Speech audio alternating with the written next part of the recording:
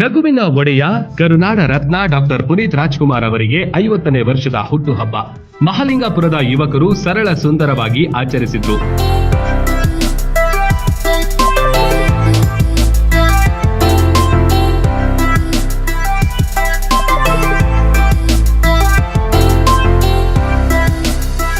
ಪುನೀತ್ ಭಾವಚಿತ್ರಕ್ಕೆ ಪೂಜೆ ಸಲ್ಲಿಸಿ ಕೇಕ್ ಕಟ್ ಮಾಡಿ ಮಕ್ಕಳಿಗೆ ಹಂಚಿದ್ರು. ನಂತರ ಭಾವಚಿತ್ರಕ್ಕೆ ಪುಷ್ಪಾರ್ಚನೆ ಮಾಡಿ ಪಟಾಕಿ ಸಿಡಿಸಿ ಸಂಭ್ರಮಿಸಿದ್ರು.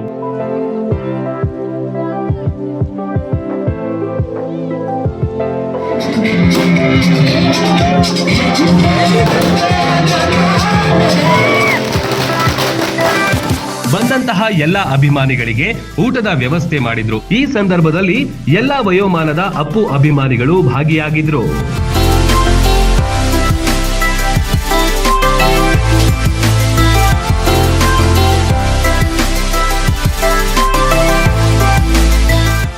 ರನ್ ಟಿವಿ ನ್ಯೂಸ್ ವಿಡಿಯೋಸ್ ನೋಡಲು ಸಬ್ಸ್ಕ್ರೈಬ್ ಮಾಡಿ, ಬೆಲ್ ಐಕಾನ್ ಪ್ರೆಸ್ ಮಾಡಿ.